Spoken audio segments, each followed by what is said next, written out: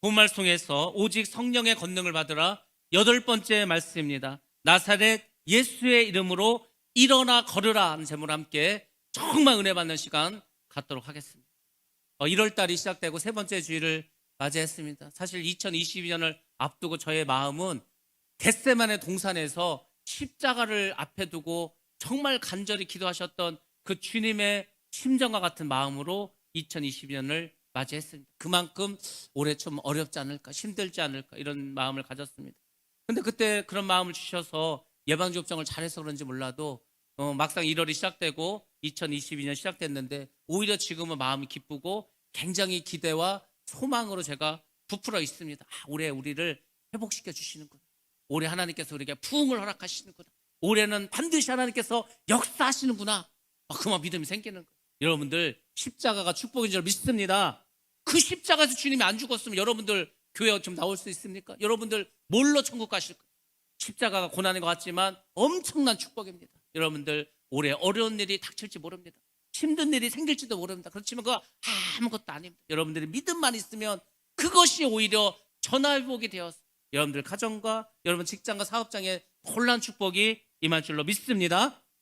교회가 시작되었습니다. 바로 오순절날 성령이 임하시고 사람들이 방언을 받고 베드로가 나가서 너희가 예수를 죽였다. 그 예수가 그러나 부활하고 승천하시고 성령을 보내주셔서 우리가 이렇게 방언을 말한다. 막 이야기했을 때 사람들이 회개하고 돌아왔습니다. 그래서 오순절 사건 이후로 많은 기적과 표적이 나타났습니다. 그것이 오늘날까지도 이렇게 나타나고 있습니다. 어떤 학자들은 말합니다. 그 기적과 표적과 방언은 사도행전 시대 때만 있었던 것이다. 지금은 아니라고. 아닙니다.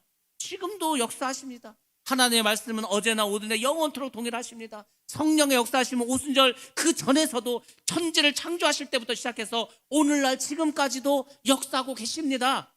역사하고 계신다니까. 여러분들 생각해 보세요. 여러분들 지금 귀로 이 방송 들을 수 있습니까? 라디오 이 전파 받을 수 있습니까? 전혀 못 받죠. 여러분들이 라디오를 들으시려면 라디오를 켜야 됩니다. 그리고 주파수를 맞추셔야 되는 거예요. 극동방송을 듣고 싶다 93.3에 맞추면 극동방송이 깨끗하고 선명하게 나옵니다.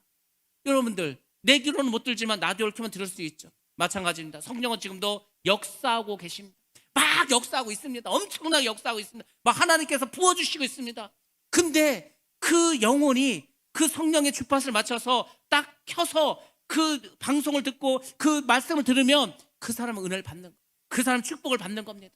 근데 사람들 기도하지 않습니다. 라디오를 켜는 것은 기도를 하는 겁니다. 기도를 하면은 성령께서 딱 내 영혼의 안테나에 말씀을 부어주십니다. 그 말씀이 나에게 힘을 주시고 은혜를 주시고 능력을 주십니다. 그래서 우리가 성령의 권능을 받는 것입니다. 지금도 엄청나게 하나님이 역사하고 계십니다. 여러분들 지금 막 코로나 선교 못하고 아무것도 못하는 것 같죠? 아닙니다. 지금도요. 땅끝까지 이런 복음을 증거하기 위해서 선교사들이 주의 종들이 막 가서 전합니다. 많은 주의 백성들이 복음을 전합니다. 저 히말라야에서도 정글에서도 아프리카 밀림에서도 끊임없이 전하고 있습니다.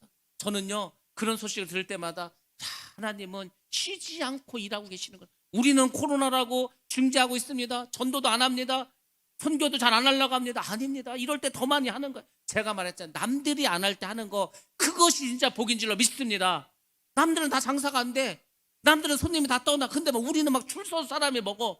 막 코로나 때문에 많이 못 들어와. 그래서 막 번호표를 나눠줘. 그게 축복 아닙니까? 하나님은 그런 복을 주신다고 했습니다. 너희가 먼저 그의 나라와 그의 의를 구하면 이 모든 것을 더하여 주리라. 다른 사람들은 자기가 열심히 하고 자기가 노력해서 먹고 살지만 너희는 내가 책임져 주고 내가 함께해서 너희는 잘 되게 하리라. 이것이 주님의 약속인 줄 믿습니다. 그 약속을 붙잡으시라고. 붙잡으면은 그 약속이 여러분의 것이 됩니다.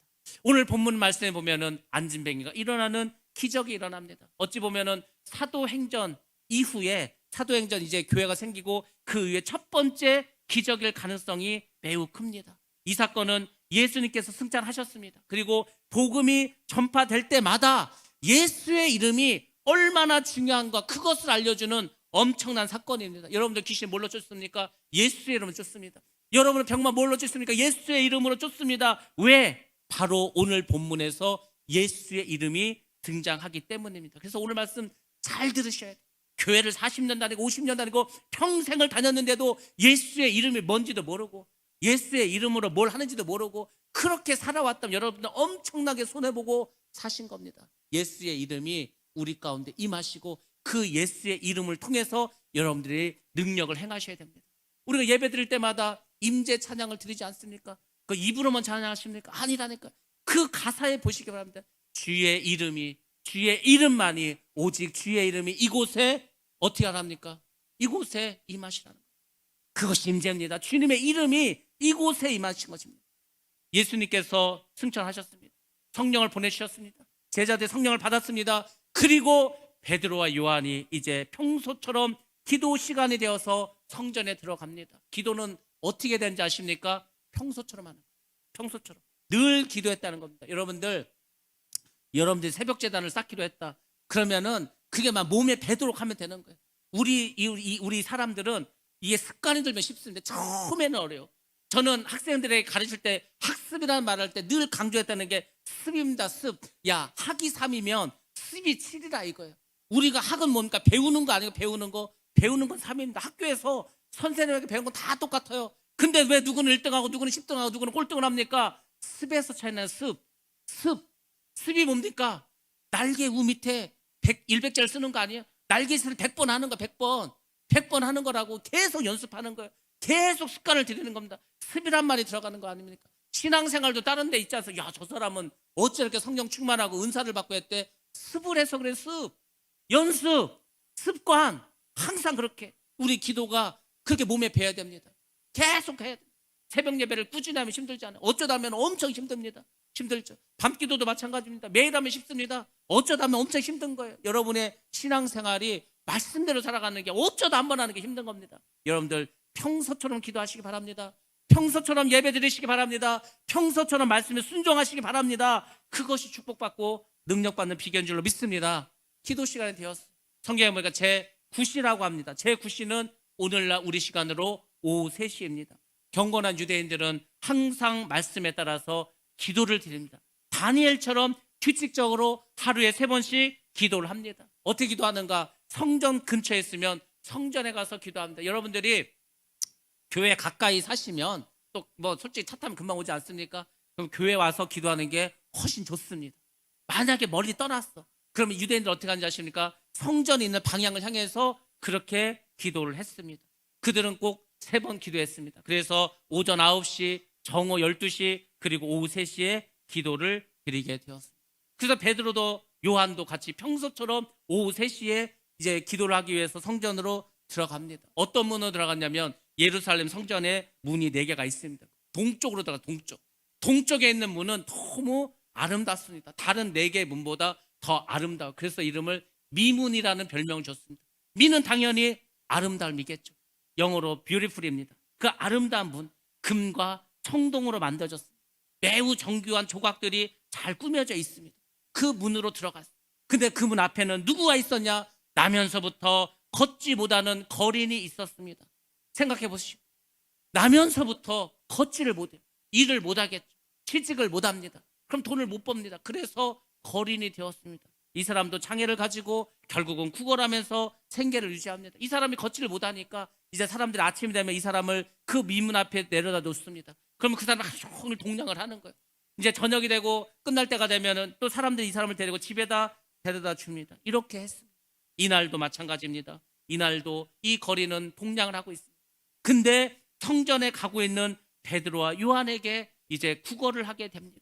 구걸을 하는 사람도 어떻게 구걸합니까? 고개를 바짝 엎드리고 한 푼만 주십시오. 그렇게 해서 이제 구걸을 합니다. 그 얼굴을 땅에 대기 때문에 돈 주는 사람의 얼굴을 보지 못합니다. 그 땅에 엎드렸습니다. 그리고 적선한 사람 돈을 얼마나 줬는가를 보고서 이제 그 사람 뒷모습이나 쳐다보는 게 일반적인 모습입니다. 근데 그 거린들에게 이제 베드로와 요한이 이렇게 이야기합니다. 아주 특별한 이야기를 합니다. 우리를 보라 외칩니다. 베드로가 우리를 보라 이렇게 얘기한 거예요. 이 거린이 깜짝 놀랐습니다. 왜 보라고 하지? 돈을 많이 주려고 하는가? 이 사람이 나에게 뭘 특별한 걸 주려고 하는가? 기대를 가지고 바라봅니다. 그때 베드로가 그를 향해서 외칩니다. 여러분들 뭐라고 베드로가 말했습니까? 6절 말씀에 베드로가 이르되 은과 금은 내게 없거니와 내게 있는 것을 내게 주노니 곧 나사렛 예수의 이름으로 일어나 걸으라, 이렇게 말을 했습니다. 여러분들, 이 말을 베드로가 거린에게 했다고만 생각하지 마시고 여러분이 하나님께 기도했을 때 하나님이 주신 응답으로 받으시기 바랍니다. 거린의 진짜 문제는 뭡니까? 이 사람의 진짜 문제는 뭐예요?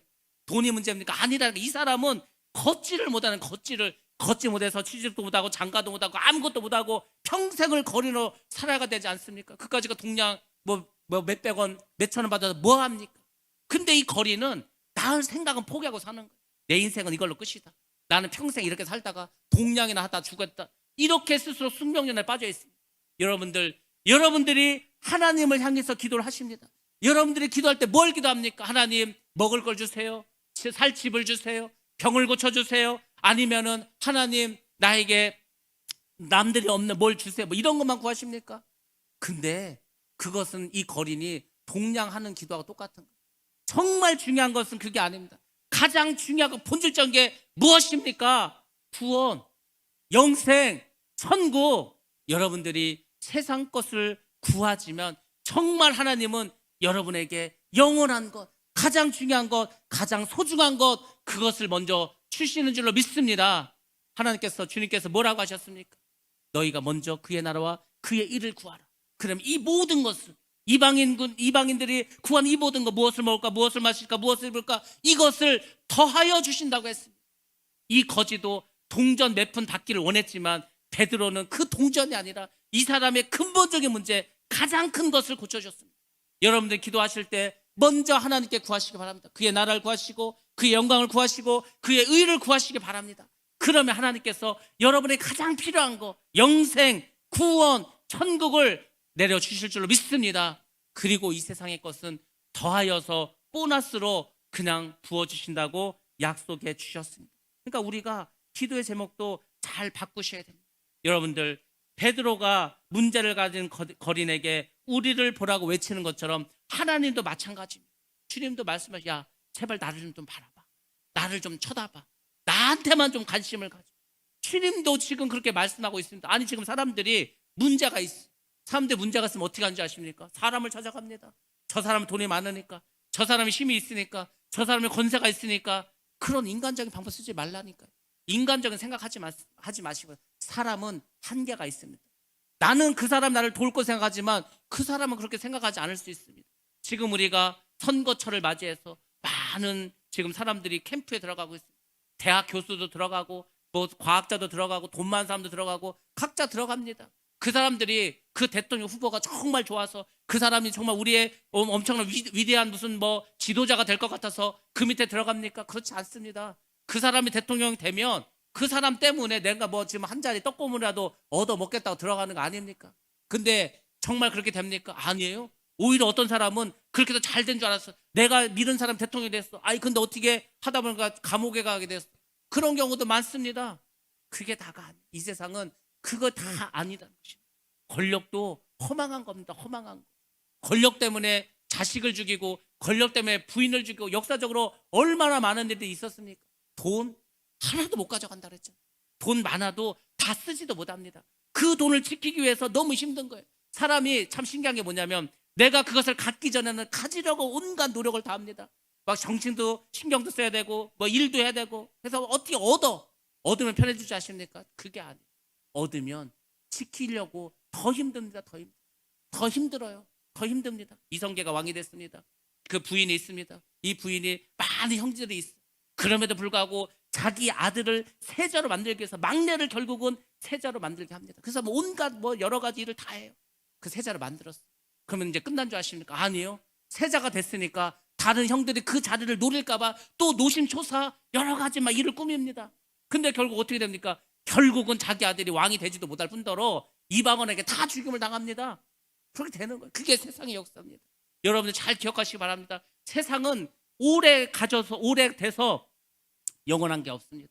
돈도 권력도 다 마찬가지예요. 그래서 하나님께서 주님께서 우리에게 주신 말씀이 뭡니까? 너희는 영원한 것을 삼아. 영원한 것, 생명, 이것을 우리에게 늘 말씀하시고 그것을 위해서 살으라고 말씀해 주고 있어요.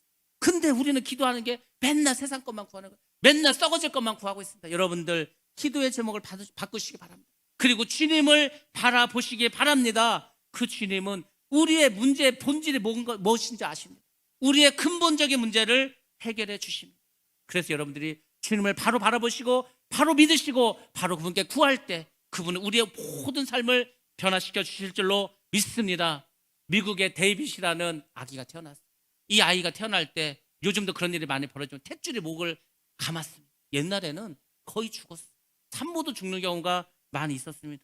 이 아이가 20분 동안 탯줄이 목에 감겨서 숨을 쉬지 못했습니다. 근데 간신히 어떻게 났습니다. 기적적으로 태어났습니다. 문제는 그 20분 동안 뇌에 산소가 공급이 안 돼서 뇌성마비를 겪게 됩니다. 그래서 뇌에 산소가 들지 않은 뇌세포들이 죽어버렸습니다. 그 장애로 평생을 살아가게 되었습니다.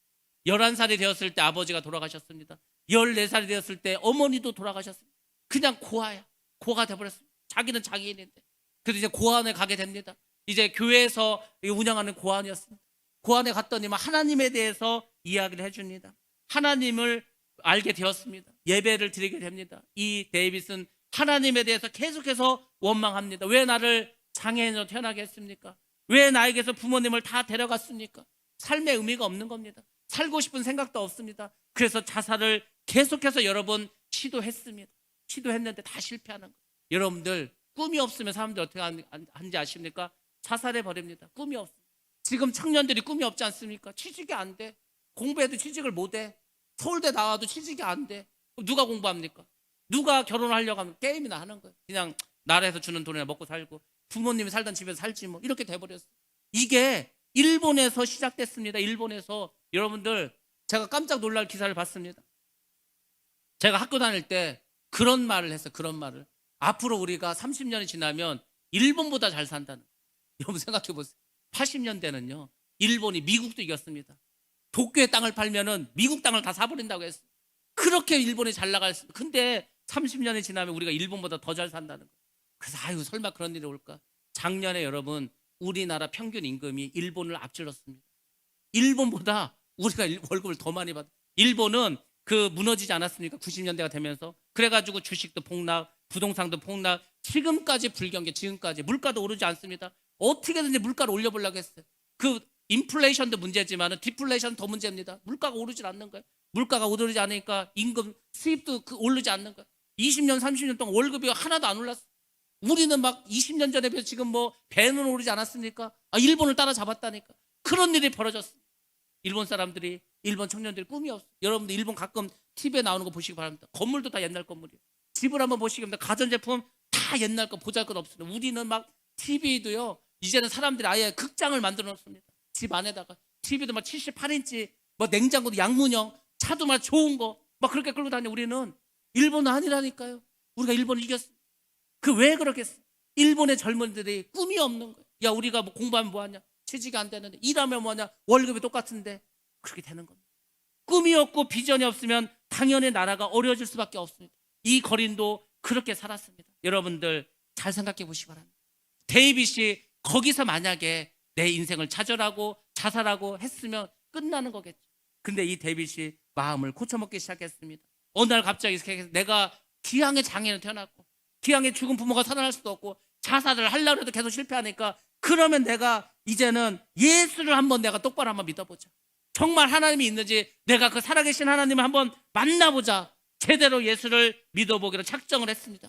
주님만 바라보기로 이제 마음을 먹었습니다. 그리고 새로운 인생을 살기로 결심했습니다. 결단했습니다. 여러분들, 여러분 삶이 무엇으로 바뀌는지 아십니까? 여러분이 결단하면 바뀌는 거예요. 여러분이 결심하면 바뀝니다. 공부를 안 한 학생이 내가 오늘부로 공부하리라. 내가 진짜 한번 공부해보겠다. 결단을 하는 거야. 칼날로 진짜 내 마음을 딱 잘라서 내 삶을 바꾸듯이 결심을 하고 결단을 하면은 바뀌는 거예요. 데이빗도 이제 마음을 바꿔먹기 시작했습니다. 얼마 지나지 않아서 거짓말처럼 인생이 바뀝니다. 참 신기하죠. 우리가 결심을 하고 결단하면 거짓말처럼 인생이 변합니다. 아니 바뀐 게 하나도 없다니까. 근데 하나님께서 바꿔주십니다. 요즘은 1년도 안 지나면 이 사람의 삶이 다 변화됩니다. 이 사람이 결심하고 결단하고 예수를 잘 믿기 시작합니다. 이제 여자를 만납니다. 그 여인과 결혼을 하게 됩니다. 그리고 자녀를 4명을 낳기 시작했어요. 이 사람이 자기 인생을 돌아보면서 야, 나들이 참 비참한 인생을 살았는데 내가 이렇게 행복하게 살으니까 내가 이것을 다른 사람들에게 도움을 줘야 되겠다. 이 사람이 동기부여 연설가가 됩니다. 많은 꿈을 잃고 희망을 잃은 젊은이들을 찾아가서 이제 막 이야기를 하는 거예요. 하나님을 전하는 겁니다. 미국 전역에 소문이 났어요. 야, 저 사람 내성마비고 부모도 없고 고하고 죽을 뻔 몇 번 했는데도 저 사람 마음을 고쳐먹고 예수를 똑바로 믿고 저렇게 삶이 변했대. 막 여기저기서 와달라는 거예요. 그래서 혼자서 스케줄 관리도 안 됩니다. 혼자서 운전도 안 되겠죠. 이 사람이 그래서 사무실을 만들고 많은 직원을 들고 전국을 다니면서 그렇게 사람들에게 동기부여를 해주고 복음을 전하는 삶을 살게 되었습니다. 여러분, 지금 여러분 삶이 원망스럽습니까? 답답하십니까? 되는 것도 없습니까? 뭔가 갇힌 것처럼 그냥 사면초가에 빠져 있습니까? 길이 하나도 보이지 않습니까? 그러면 이 거린처럼 이 거린이 베드로를 바라본 것처럼 여러분들 주님을 바라보시기 바랍니다. 주님 안에 모든 문제 해결이 있는 줄로 믿습니다. 거린이 이제 베드로를 바라봅니다. 그때 베드로가 어떻게 했습니까? 오른손으로 그를 붙잡아서 일으켰습니다. 이것이 바로 믿음입니다. 여러분들, 아니 지금 걷지도 못한 사람을 이렇게 세우면 그 사람 어떻게 됩니까? 제가 아는 목사님이 소아마비예요. 그분은 평생 걷지도 못했습니다. 그 왜 걷지를 못한 건 제가 보니까 다리에 근육이 전혀 없습니다. 한 번도 걸은 적이 없고 뛴 적도 없고 운동한 적이 없어서 다리가 뼈밖에 없는 거예요. 근육이 없어. 근육이 없으니까 힘이 없겠죠. 힘이 없으니까 못 서는 겁니다. 못 서니까 못 걷는 거죠. 근데 이 평생 한번 걸어보지도 못한 그 거린을 붙잡고 이렇게 세웠어요. 이거 만약에 믿음이 없으면 어떻게 됩니까? 발목아지가 부러져 버립니다. 더 큰 일이 벌어집니다. 믿음은 뭔지 아십니까? 하나님께서 함께 하신다. 하나님 역사하신다. 반드시 하나님께서 우리를 도와주신다. 그것을 가지고 행하는 것입니다. 행할 때 믿음이 나타나고 기적이 나타날 줄로 믿습니다. 믿음은 행해야 되는 거예요. 지금도 이런 역사가 일어납니다. 이렇게 세웠을 때 갑자기 그의 발목에 힘이 들어갔습니다. 변화되기 시작했습니다. 언제 기적이 일어납니까? 믿음으로 우리가 행할 때 물이 포도주로 변화되게 됩니다. 물고기 2마리와 그 떡 5개가 그렇게 오병이의 기적을 나타내게 됩니다. 막대기를 댔더니 홍해가 갈라졌습니다. 그 모세의 막대기가 별거 아닙니다. 무슨 저 산신령 가지고는 아주 막 거룩하게 능력 있어 보이는 큰 이런 나무가 아닙니다. 그냥 양을 치는 그냥 지팡이 같은 거, 그 지팡이. 그것을 바다에 넣는다고 그 바닷물이 갈라집니까? 바보 같은 짓이지. 근데 믿음을 가지고 하나님의 말씀에 순종해서 행할 때 하나님께서 홍해도 갈라주신 줄로 믿습니다. 그러니까 여러분들 믿음을 가지시고 행하시라고. 이렇게 세워야 됩니다. 이렇게 세울 때 역사가 나타날 줄로 믿습니다. 그때 진짜 일어섰습니다. 발과 발목에 힘이 들어갔어요. 이 사람 얼마나 놀랐겠습니까? 여러분들 지금 다 걷고 계시죠? 걷는 게 당연하시죠? 눈을 뜨고 계시죠? 보는 게 당연하죠? 여러분들 만약에 못 본다고 생각해 보세요. 이 보는 게 얼마나 위대한 일인지 아십니까? 이게 얼마나 대단한지 상상도 못 합니다.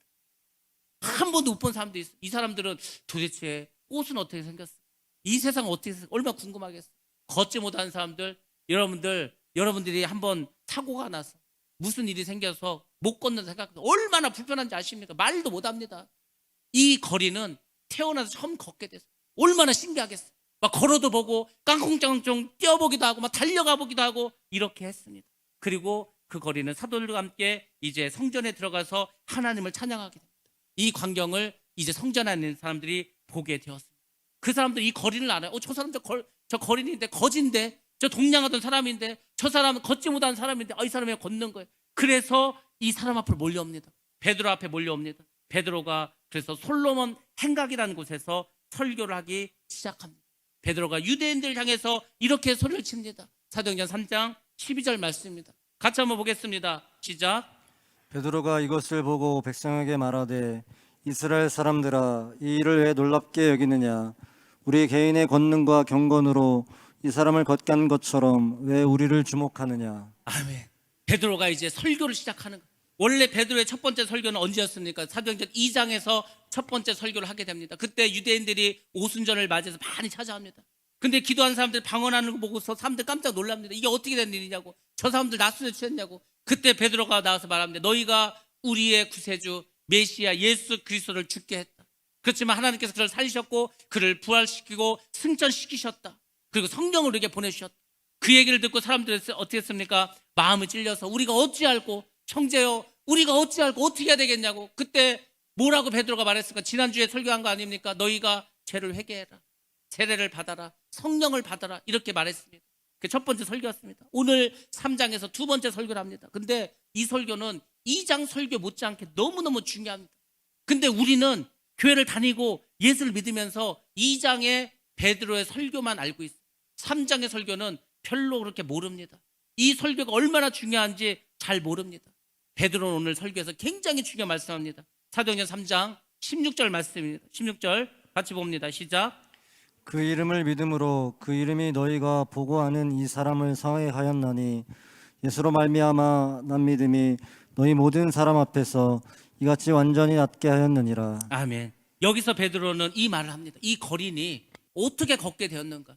이 사람이 무엇 때문에 고침을 받을 수 있는가? 이렇게 말합니다. 그가 예수의 이름을 믿었다는 겁니다.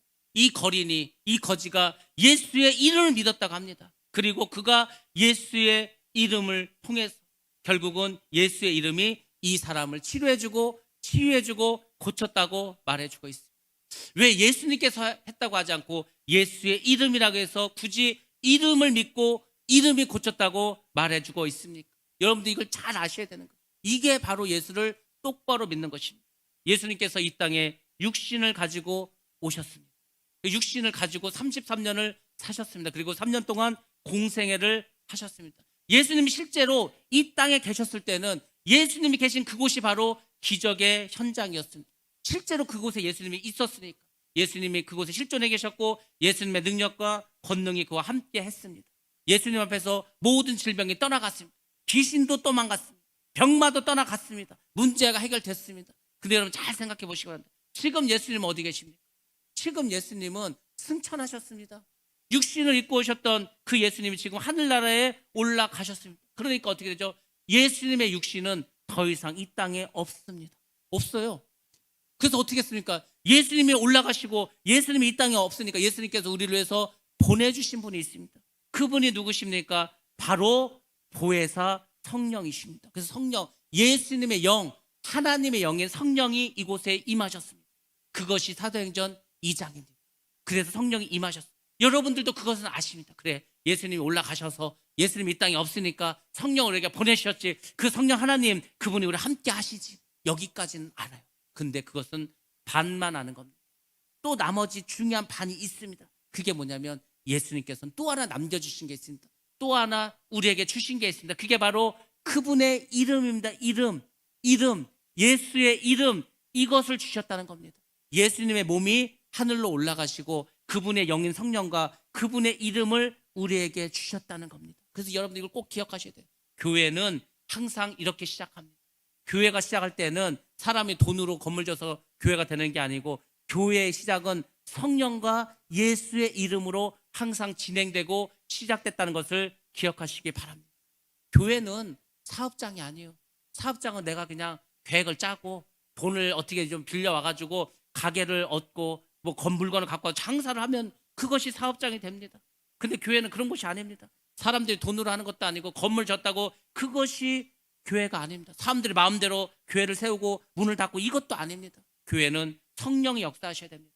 예수의 이름이 그곳에 있어야 됩니다. 인간의 욕심으로 세우는 것이 교회가 아닙니다.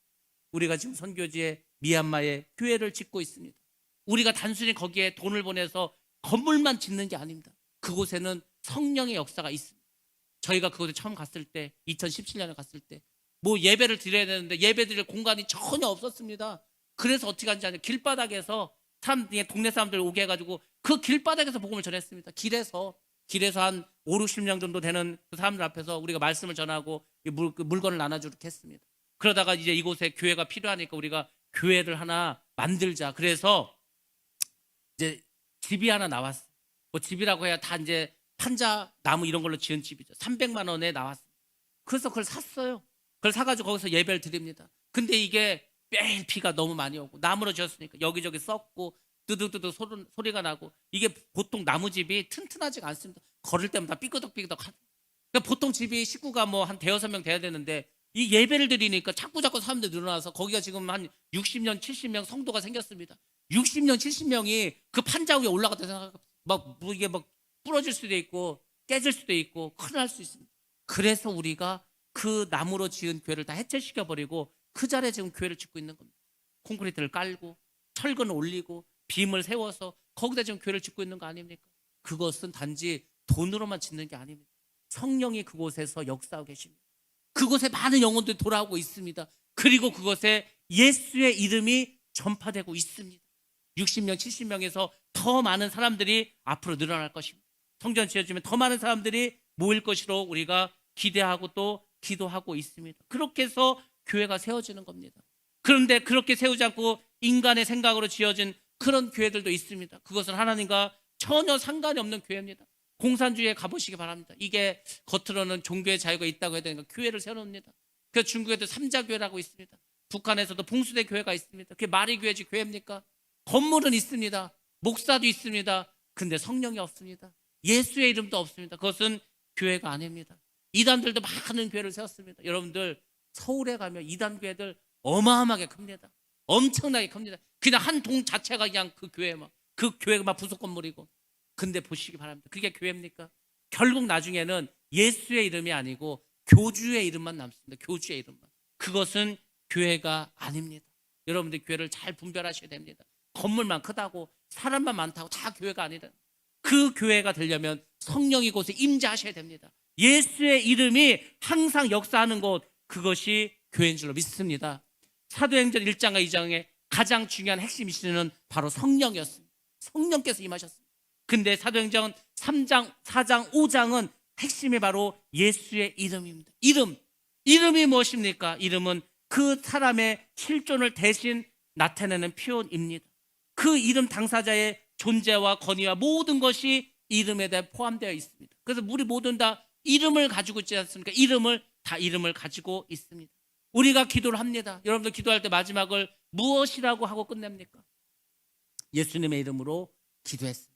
우리가 기도할 때도 예수님의 이름으로 기도를 합니다. 왜 예수님의 이름으로 기도합니까? 예수님의 이름으로 기도하는 것은 바로 예수님의 도장을 찍는 것입니다. 예수님이 거기에 사인을 하시는 겁니다. 예수님께서 이 기도를 보증해 주시고 책임지시겠다는 의미입니다. 그래서 이름이 중요한 거예요. 예수님의 이름으로 해야 하나님께서 그 기도를 접수하십니다. 예수의 이름이 바로 그런 것입니다. 여러분들 왕이 행차했습니다. 왕이 왔습니다. 그럼 왕이 해야 할 일이 얼마나 많습니까? 도장들 찍어야 되고 뭐 해야 되지 않습니까? 왕이 있으면 왕이 그 자리에서 집행을 합니다. 그 자리에서 명령을 합니다. 그러면 되는 거예요. 근데 만약에 왕이 그 자리에 없습니다. 일을 해야 되는데 왕이 없어. 그러면 어떻게 합니까? 왕이 누군가에게 그 일을 시킵니다. 왕이 그곳에 가야 되는데 왕이 일일이 다 갈 수가 없으니까 부릅니다. 신하를. 야, 네가 내 대신 가서 좀 해라. 네가 저 청나라에 저 명나라에 사신으로 가라. 왕 대신 일을 맡깁니다. 그러면 왕의 일을 시킬 때 어떻게 합니까? 자신의 이름으로 작성된 공문을 그곳에다가 씁니다. 그리고 대리자, 위임자에게 왕의 이름의 권위로 그 사람이 그 일을 가서 하게 합니다. 그것이 우리가 그렇게 TV에서 말했던, 그렇게 많이 봤던 어명이요라는 겁니다. 어명이요. 왕의 이름을 하겠다는 거예요. 어명이요. 어명을 받으시오 하면은 막 나옵니다. 거기다 절을 합니다. 그 쫙 펴서 읽습니다. 누구는 사약을 내리노라. 사약을 내려도 거기다 절하고 사약 먹고 죽어야 됩니다. 누구는 내가 어디 삿도로 임명하노라. 그러면 또 절하고 막 합니다. 그냥 그 문서가 바로 왕이에요. 왜? 거기에 왕의 이름이 있기 때문에. 그것이 바로 이름이라는 것이다. 예수의 이름은 예수님을 대신하는 거예요. 바로 그 예수님의 이름이, 지금 예수님은 이 땅에 없지만 예수의 이름을 주셨기 때문에 예수님께서 역사하실 수 있는 그것을 우리에게 내려주신 것입니다. 교회는 예수님이 친히 세우셨습니다. 승천하신 예수님은 성령을 우리 가운데 보내주셨습니다. 그뿐만 아니라 예수님의 이름도 우리에게 주셨습니다. 그래서 그 예수님의 이름을 활용하라는 거예요. 여러분들 예수님의 이름을 사용하고 활용하는 거 매우 중요한 일인 줄 믿습니다. 이거 왜 근데 사용하지 않습니까? 왜 성령만 가지고 있습니까? 성령과 예수의 이름을 같이 가지고 있어요. 창과 방패를 같이 갖고 있어야 되지 않겠습니까?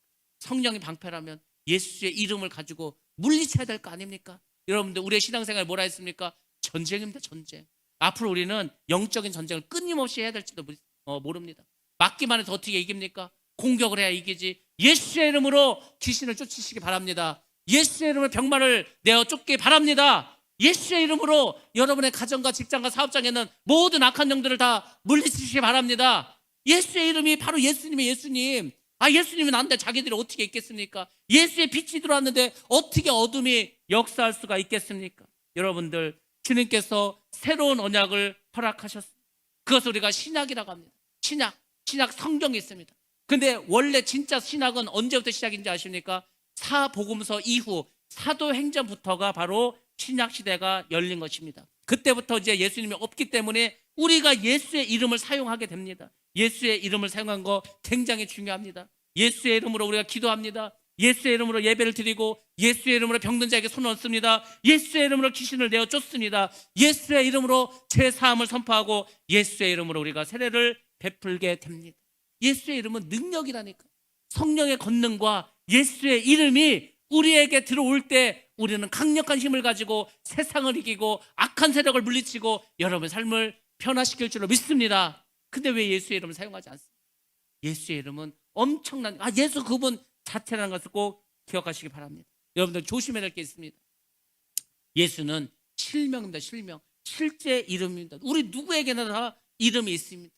그 예수님의 실제 이름, 실명, 이 예수라는 이름을 여러분들이 꼭 사용하셔야 됩니다. 예수라는 이름을. 우리가 예수님을 주님이라고 합니다. 또는 아버지와 아들과 성령의 이름이라고도 얘기합니다. 근데 아버지와 아들, 이것은 실명이 아닙니다. 타이틀입니다. 제가 목사라는 타이틀을 가지고 있습니다. 목사라는 직분과 지위를 가지고 있습니다. 그렇지만 제 이름은, 실명은 이재우입니다. 그런 것처럼 예수님의 실명을 사용하셔서 예수의 이름으로 반드시 여러분들이 모든 일을 감당하시기 바랍니다. 그 예수의 이름으로 마귀는 떨고 도망갈 줄로 믿습니다. 우리 골로새서 3장 말씀 보겠습니다. 17절 말씀입니다. 같이 한번 봅니다. 시작. 또 무엇을 하든지 말에나 일에나 주 예수의 이름으로 하고 그를 믿어 하나님 아버지께 감사하라. 무엇을 하든지 말에나 일에나 다 주 예수의 이름을 하시라고. 예수의 이름을 하시면 반드시 역사가 나타납니다. 왜? 예수의 이름 안에 힘이 있고 능력이 있고 권세가 있기 때문에 놀라운 역사가 예수의 이름으로 나타나게 됩니다. 오늘 사건의 핵심적인 사람이 누구입니까? 기적이 일어난 것입니까? 아니면은 걷게 된 거린입니까? 아니면 그 거린을 고쳐준 베드로와 요한입니까? 아닙니다. 오늘 사건의 가장 중요한 키포인트는 예수의 이름입니다. 예수의 이름. 예수의 이름으로 이 사람이 고침을 받았다. 예수의 이름으로 능력이 나타났다. 이것은 오늘날도 마찬가지입니다. 오늘날에도 예수의 이름으로 놀라운 역사가 나타날 줄로 믿습니다. 베드로와 요한이 예수의 이름을 사용했습니다. 이 일로 어떤 문제가 생긴 줄 아십니까? 난리가 났습니다. 베드로와 요한이 체포당합니다. 그리고 이제 대제사장과 많은 교회 지도자 앞에 서게 됩니다. 그리고 이름 논쟁을 벌이게 됩니다. 너희가 다시는 예수의 이름으로 어떤 것도 하지 말라고 이야기합니다. 그것이 사도행전 4장과 5장의 주요한 내용입니다. 이게 이렇게 중요하니까 예수의 이름을 사용해라, 사용하지 말라, 이런 문제가 왜 나오겠습니까? 바로 예수의 이름에 권세가 있기 때문입니다. 우리가 지금 마지막 때를 살아가고 있습니다. 마지막 때를 살아갈 때 여러분에게 예수의 이름이 있는가? 그 예수의 이름을 믿는가? 예수의 이름을 믿는 사람에게는 구원의 능력이 임할 줄로 믿습니다. 그 사람이 구원받는 겁니다. 근데 예수의 이름을 믿지 않는 사람들은 어떻게 생각합니까? 예수의 이름을 어리석은 것으로 생각합니다. 예수의 이름을 거친 것으로 생각합니다. 예수의 이름을 조롱합니다. 여러분들, 예수의 이름은 바로 예수님입니다. 그러므로 여러분들, 예수의 이름으로 2022년도 새롭게 일어나시기 바랍니다. 2022년도 다시 회복하시고 부흥하시기 바랍니다. 2022년도 여러분들 성령의 권능을 받으시기 바랍니다. 예수의 이름 안에 모든 권세가 담겨 있는 줄로 믿습니다. 우리 시간에 예수의 이름으로 나는 일어서리라, 우리 찬양 드리시고 기도하도록 하겠습니다.